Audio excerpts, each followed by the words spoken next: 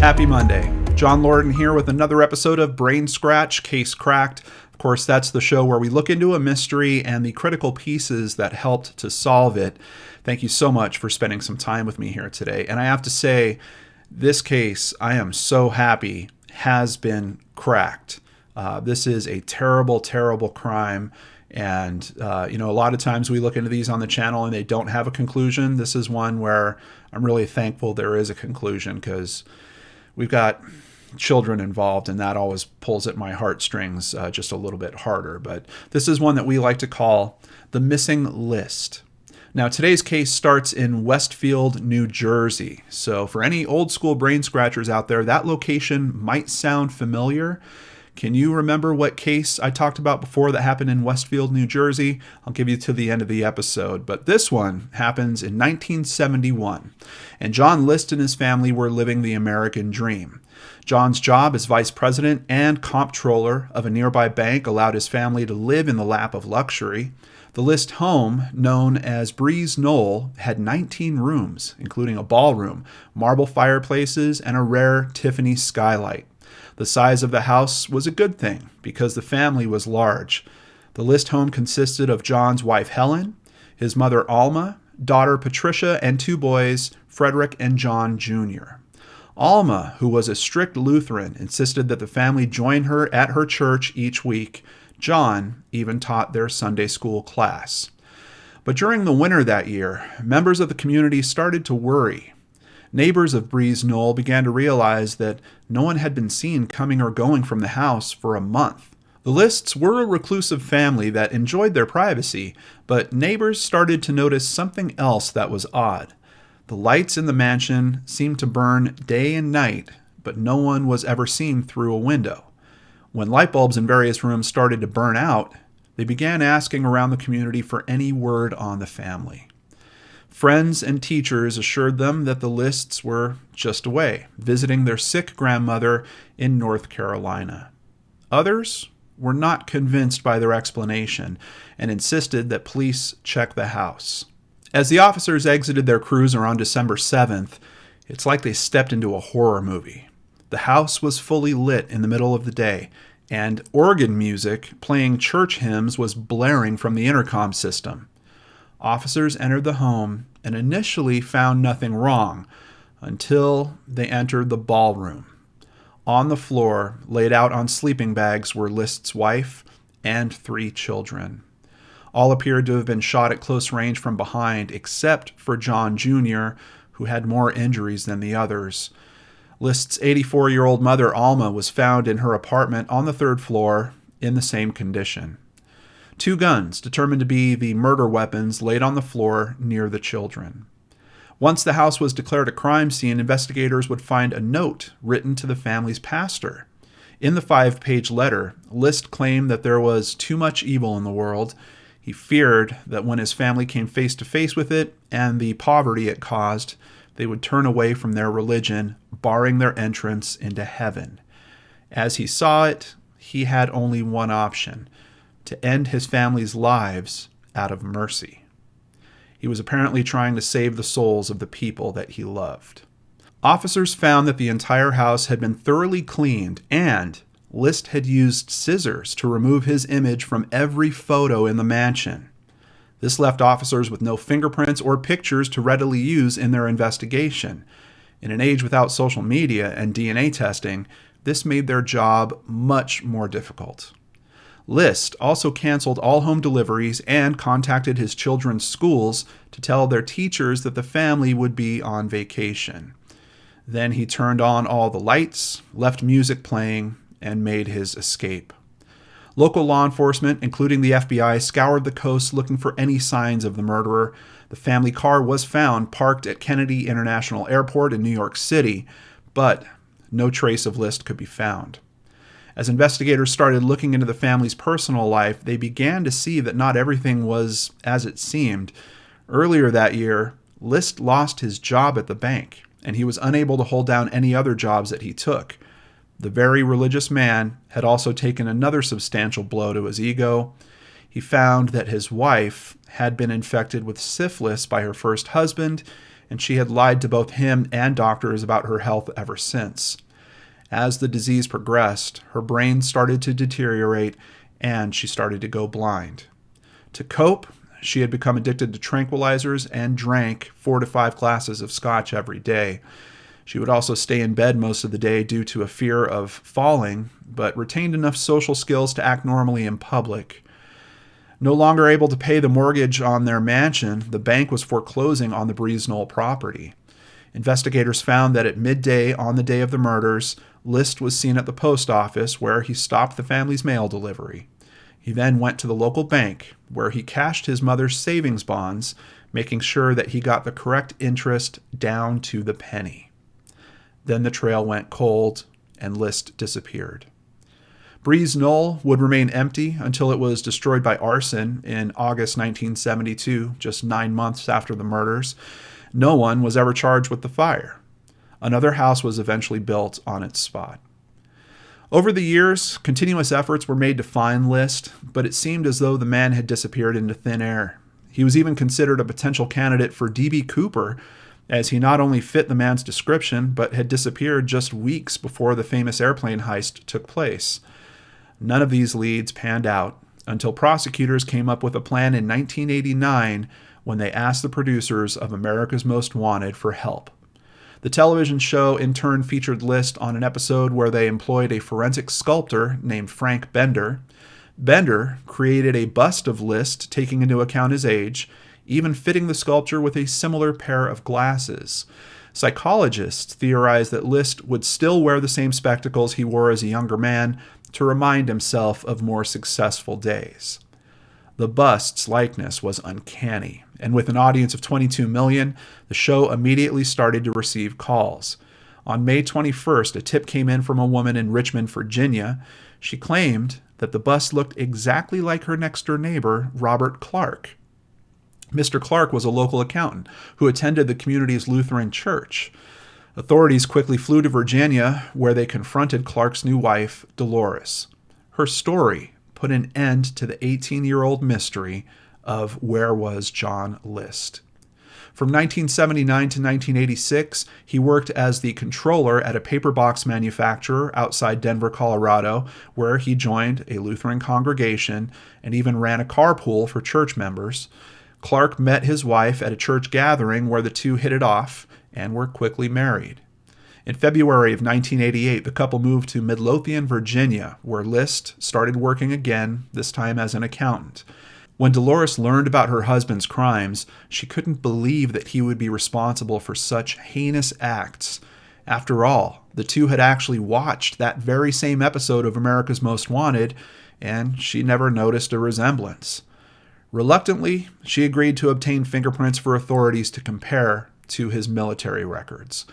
By June 1st, just 9 days after the show aired, officers made a positive match to the fingerprint samples. They finally had John List. At first, he denied his identity until confronted with the fingerprint evidence. Then he started to share his version of events. List told investigators that when he lost his job, he couldn't bear to tell his family. So he spent his days at the train station, reading the newspaper while he skimmed money from his mother's bank accounts to pay the mortgage. Government assistance, like welfare, was out of the question, and an embarrassment List just couldn't face.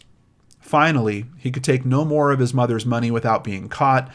This is when he felt he had no other option but to kill his family. After finding his antique 9mm pistol from World War II and a .22 caliber target pistol, he bought ammunition and started frequenting a shooting range for target practice. On the day of the murders, he sent his children off to school and walked back into his home where he first shot and killed his wife, Helen, while she sat at their small kitchen table sipping coffee. Next, he went upstairs to his mother's attic apartment and killed her as she made her morning toast, leaving her there because she was too heavy for him to move downstairs. Then he sat down and ate lunch at the same table he had just shot his wife at.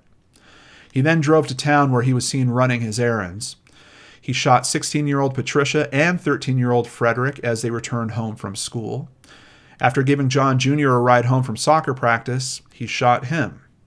The wound, however, wasn't fatal, and John Jr. ran for his life before finally being shot multiple times by his father. List then arranged the bodies and stayed another night in the house before fleeing. He was meticulous in his planning as he cleaned the home and removed his photos. Each family member was shot one by one from behind so he could minimize their panic, he claimed. At his trial in 1990, defense lawyers argued that List suffered from PTSD as a result of his military service in World War II and Korea. A psychiatrist for the prosecution testified that List had merely been suffering from a midlife crisis when he slaughtered his family, and that he enjoyed life in the years that came after that. The jury found John List guilty of 3 counts of first-degree murder, and a judge sentenced him to 5 life terms in a New Jersey prison. In his 3-sentence statement to the court, List said he was sorry for, quote, the tragedy that happened in 1971. He didn't mention his wife, his mother, or his children at any point. Presiding Judge William Wertheimer would say, List is without remorse and without honor. After 18 years, 5 months, and 22 days, it is now time for the voices of Helen, Alma, Patricia, Frederick, and John F. List to rise from the grave. Case cracked. I'd like to give a big thank you to Wikipedia, allthingsinteresting.com, UPI.com, The New York Times, TheLineup.com, Ranker.com, ABC News, and of course, Christy Arnhart for researching and writing up today's story. List actually did wind up trying to appeal his conviction years later on grounds that his judgment had been impaired by post-traumatic stress disorder from military service in World War II and Korea, the same argument that he basically tried to make before. They also argued that his letter to the pastor should have been kept confidential. This was also argued about at the initial trial, so I don't know why they thought that this would go through on the appeals, but the appeals were denied. I also really have to question his story, the letters that he left, and he actually did leave multiple letters. I mean, he had written letters to just about everyone, tried to explain what he had done here. But wanting to save their souls, is that really what this was about? It's kind of interesting to me that once he gets caught, it really seems to be more about the fact that he didn't want his mother to find out that he was stealing from her, and essentially he wanted to bail on his responsibilities. In an interview that he conducted with Connie Chung in 2002, he tried to explain his reasoning in their deaths. He said that he knew what he did was wrong, that murder was a sin, but it was the only way to save his family's souls. How caring and giving he is. He, however, could not take his own life or risk being barred from heaven. Interesting, because I'm pretty sure that murder is going to maybe keep some of those gates closed as well. But all List wanted was to reunite with his wife, mother, and children in the afterlife, where he believed there would be no pain or suffering. He told Connie Chung, I feel when we get to heaven, we won't worry about these earthly things. They'll either have forgiven me or won't realize, what happened.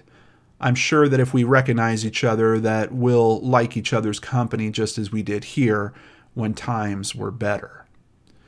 Certainly has an interesting perspective on what the afterlife is. And of course, I'm also wondering which wife would he be with in the afterlife? Because he did actually get remarried. But there's a little twist on that. After List's second wife, Dolores, learned the truth about the man that she'd been married to for several years, the couple got divorced, leaving no one to visit him while he spent the rest of his life in prison. He died at St. Francis Medical Center in Trenton in 2008 at the age of 82, just 4 days after being taken there. The cause was complications of pneumonia. Having killed or alienated everyone close to him, no one came forward to collect his remains, and attempts to contact his ex-wife were unsuccessful. Yeah, I told you guys, this is one of those stories that I'm really happy justice was served here. And it's still one that leaves you wondering, is it ever enough? This guy ran away for 18 years before he was caught. He does wind up serving a good amount of time in prison, but it just leaves me wondering about, is that enough to pay back the youth that he stole from those 3 children, the rest of the years that he stole from his wife, and the rest of the years that he stole from his mother. Yeah, there's something about this that just really hits me in a kind of gross way, where he's trying to use religion as an excuse for what he's doing. And it just seems really dopey to me that he thinks that because he sneaks up behind these people and shoots them in the back, that they're not even going to know what happened by the time he meets up with them in heaven. I mean, I don't know. Obviously, I don't think he's using his right mind with some of these considerations. But one great thing about today's story, there's a lot of heroes. We've got that amazing sculpture work that helped tip off the audience. Of course, we've got all the investigators and prosecutors on this case. We've got America's Most Wanted playing a big part of it. But Dolores, List's second wife, I think she really stood up in a unique way. She wasn't sure if she believed police when they approached her, but she still helped getting his fingerprints. That's a great example of having the courage to do what's right, even if you don't want to believe it yourself. So I started this episode asking you guys about Westfield, New Jersey. Do any of you remember what that's from? That's the town of the famous Watcher House. If you want to watch our previous episodes on it, I'll have links in the description box below. But as a quick update, the Watcher House was sold in 2019 at a loss to the owners of about $500,000. However, I don't think that's taking into account the rent that they made, because they actually did rent it out while they were owning it. Someone was living there almost the whole time. And a very big consideration, they also sold their rights to the story to Netflix in a bidding war that included 5 other studios.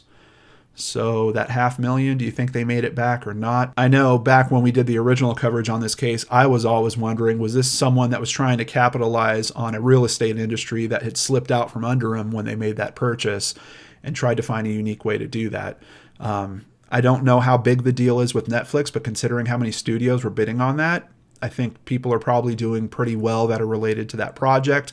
Quite honestly, I don't know what I would expect to see in a feature film about it. I mean, you've got a guy that's sending creepy letters to the house. I don't know. We'll have to see what they do with it. Big thank you to new patrons Arlene Jones, Sarah Underhill, Stacy Curtin, and Claire Rayson. Also, a very big thank you to Randy Volkel, Sarah Reed, and Christine Broughton for increasing their pledges. If you'd like to support the channel, you could do that over at www.lordandarts.com. You could sign up for PayPal, sign up for Patreon, buy merchandise. All of it keeps me here doing what I love doing, sharing my time with you. Hope you have a wonderful day, and I hope you'll join me again on Wednesday for a brand new episode of Searchlight here on the Lord and Arts channel.